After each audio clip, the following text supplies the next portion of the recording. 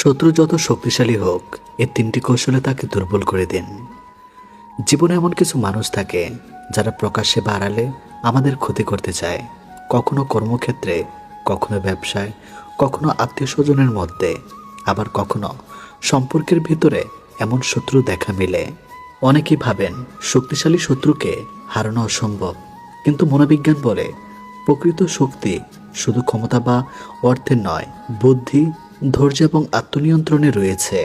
আজ আমরা জানব এমন তিনটি মনস্তাত্ত্বিক কৌশল যা আপনাকে অপ্রয়োজনীয় সংঘাত এড়িয়ে নিজের অবস্থান শক্ত করতে সাহায্য করতে পারে। এগুলো প্রতিশোধের নয়, বরং আত্মরক্ষা, আত্ম উন্নয়ন এবং সুস্থ সম্পর্ক বজায় রাখার কৌশল।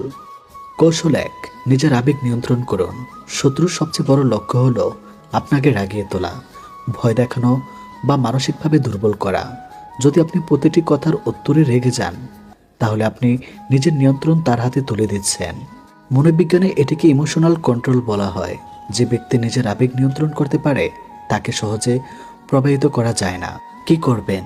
রাগের মুহূর্তে সঙ্গে সঙ্গে প্রতিক্রিয়া দিবেন না। প্রয়োজন হলে কিছু সময় নেন, যুক্তি দিয়ে সিদ্ধান্ত নেন, আবেগ দিয়ে নয়। অযথা বিতর্কে না জড়িয়ে নিজের কাজে মন দিন। মনে রাখবেন, যে নিজের মনকে জয় করতে পারে তাকে হারানো সবচেয়ে কঠিন। কৌশল 2, নিজের মূল্য বাড়ান। অনেক সময় মানুষ অন্যকে দুর্বল ভাবে, কারণ সে মনে করে ওই ব্যক্তির কোনো বিকল্প নেই বা তার প্রভাব কম। কিন্তু আপনি যদি নিজের দক্ষতা, জ্ঞান, ব্যক্তিত্ব এবং কাজের মন বাড়ান, তাহলে আপনার অবস্থানও শক্তিশালী হবে। মনোবিজ্ঞানে এটিকে সেলফ ডেভেলপমেন্ট বলা হয়।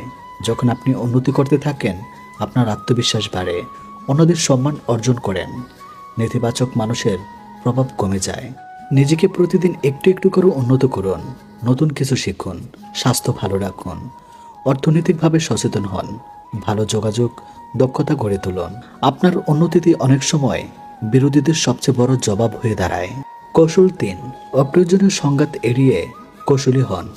সব লড়াইয়ে জেতা জরুরি নয়, কিছু লড়াই এড়িয়ে যাওয়াই সবচেয়ে বুদ্ধিমানের কাজ। শক্তিশালী মানুষ জানে কখন কথা বলতে হবে আর কখন নীরব থাকতে হবে। যদি কেউ আপনাকে বারবার উস্কানি দেয়, ব্যক্তিগত আক্রমণের জবাবে ব্যক্তিগত আক্রমণ করবেন না। প্রয়োজনে সীমারেখা, বাউন্ডারি তৈরি করুন। বিষাক্ত সম্পর্ক থেকে দূরত্ব বজায় রাখুন।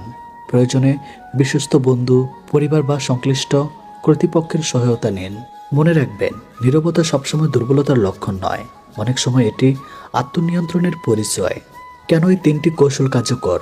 কারণ এগুলো অন্যকে ক্ষতি করার কৌশল নয়, বরং নিজের অবস্থানকে শক্তিশালী করার উপায়। যখন আপনি আবেগ নিয়ন্ত্রণ করেন, নিজেকে উন্নত করেন এবং অপ্রয়োজনীয় সংঘাত এড়িয়ে চলেন, তখন নেতিবাচক মানুষদের আপনার উপর প্রভাব কমে যায়।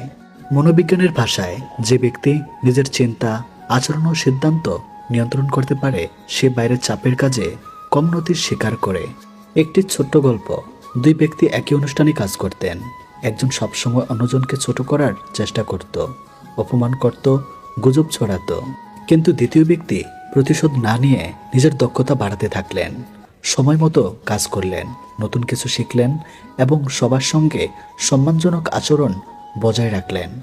কয়েক বছর পর পদোন্নতি পেলেন সে দ্বিতীয় ব্যক্তি, আর প্রথম ব্যক্তি নিজের ইতিবাচক আচরণের কারণেই সবার আস্থা হারালেন। এই গল্পের শিক্ষা হলো, মানুষকে নিচে নামানোর চেয়ে নিজেকে উপরে তুলে ধরাই সর্বমেয়াদে বেশি ফলপ্রসূ। জীবনে শত্রু থাকতেই পারে, কিন্তু তাদের নিয়ে সারাক্ষণ ভাবলে নিজের জীবনই পিছিয়ে পড়ে। তাই মনে রাখুন, প্রথম কৌশল, নিজের আবেগ নিয়ন্ত্রণ করুন। দ্বিতীয় কৌশল, প্রতিদিন নিজেকে আরও দক্ষ, মূল্যবান করে তুলুন। তৃতীয় কৌশল, অপ্রয়োজনীয় সংঘাত এড়িয়ে বিচক্ষণতার সঙ্গে পরিস্থিতি মোকাবেলা করুন। সত্যিকারের বিজয় অন্যকে ধ্বংস করার মধ্যে নয়, বরং নিজের চরিত্র, মানসিক শক্তি এবং জীবনের উন্নতির মধ্যে। মনে রাখবেন, আপনার সেরা প্রতিক্রিয়া অনেক সময় প্রতিশোধ নয়, নিজেকে এমন উচ্চতায় নিয়ে যাওয়া যেখানে নেতিবাচকতা আর আপনাকে আটকে রাখতে পারে না।